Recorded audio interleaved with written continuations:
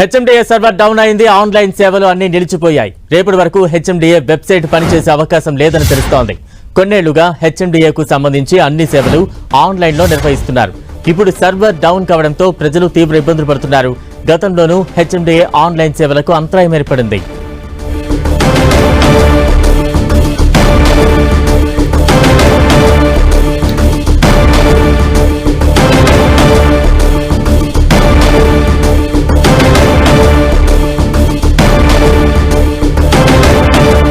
మరిన్ని అప్డేట్స్ అందించేందుకు మా ప్రతినిధి రాముడు సిద్ధంగా ఉన్నారు. రాముడు,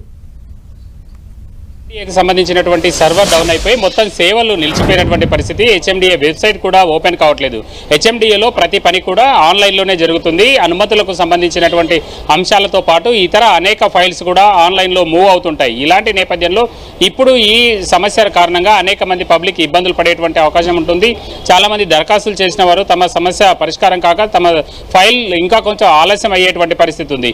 ప్రధానంగా దీనికి సంబంధించి ఇప్పటికే హైదరాబాద్ నగరంలో ఉండేటువంటి చెరువుల కూల్చివేతల సందర్భంగా అనేక మంది హెచ్ఎండిఏ వెబ్సైట్ను చూస్తున్నటువంటి పరిస్థితి ఉంది. అందులో ఏ చెరువుకు ఎక్కడి వరకు ఎఫ్టీఎల్ ఉంది, ఏ ప్రాంతానికి సంబంధించి అంటే ఏ సర్వే నెంబర్లలో ఎఫ్టీఎల్ పరిధి విస్తరిస్తుంది అనేటువంటి అనేక అంశాలపైన పౌరులు హెచ్ఎండిఏ దాని వెబ్సైట్ను పరిశీలిస్తుంటారు. ఇప్పుడు ఆ వెబ్సైట్ పూర్తిగా సర్వర్ డౌన్ కావడం, అదేవిధంగా ఈ విధంగా సేవలు నిలిచిపోవడం అనేది మాత్రం చర్చనీయాంశంగా మారింది. ఈ అంశానికి సంబంధించి సోషల్ యాక్టివిస్ట్ లుబ్నా సర్వత్ డీజీపీకి కూడా కంప్లైంట్ చేసింది.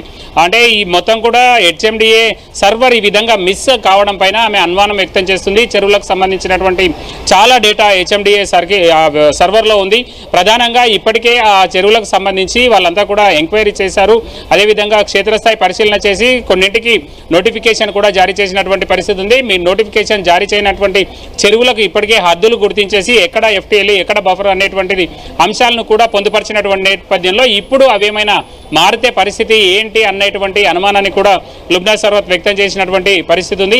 మొత్తంగా చూసినప్పుడు గతంలో కూడా ఈ విధంగానే హెచ్ఎండిఏకి సంబంధించినటువంటి సర్వర్ పూర్తిగా డౌన్ అయిపోవడం, అప్పుడు కూడా కొన్ని ఫైల్స్ ముఖ్యమైనటువంటి ఫైల్స్కు సంబంధించినటువంటి అంశాల్లో ప్రధానంగా ఈ భూములకు సంబంధించినటువంటి అమ్మకానికి సంబంధించి అప్పుడు టెండర్లు పిలిచినటువంటి టెండర్ల వివరాలు కానీ కట్టబెట్టినటువంటి వివరాలు కానీ ఇవన్నీ కూడా హెచ్ఎండిఏలో ఏ మాత్రం అవి కనబడకుండా పోయినటువంటి పరిస్థితి ఉంది.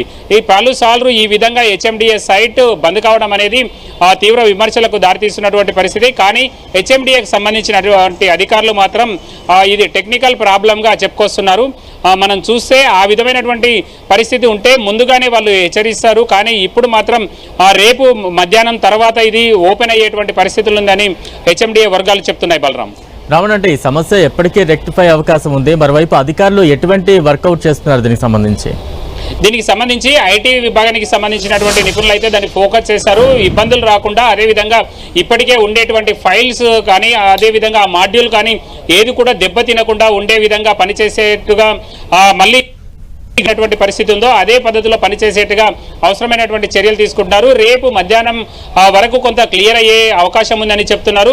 కానీ ఈ సందర్భంలో ఇట్లాంటి ముఖ్యమైనటువంటి సందర్భంలో ఎలాంటి ముందస్తు ఇన్ఫర్మేషన్ లేకుండా సైట్ మొత్తం ఈ విధంగా ఆగిపోవడం, ఓపెన్ కాకపోవడం, ఏ అంశం కూడా బయటికి రాకపోవడం, అదేవిధంగా అఫీషియల్గా కూడా వాళ్ళు ఏ ప్రకటన ఇప్పటి వరకు చేయనటువంటి పరిస్థితి ఉంది హెచ్ఎండిఏకి సంబంధించి. బలరాం, థ్యాంక్ యూ రాముడు.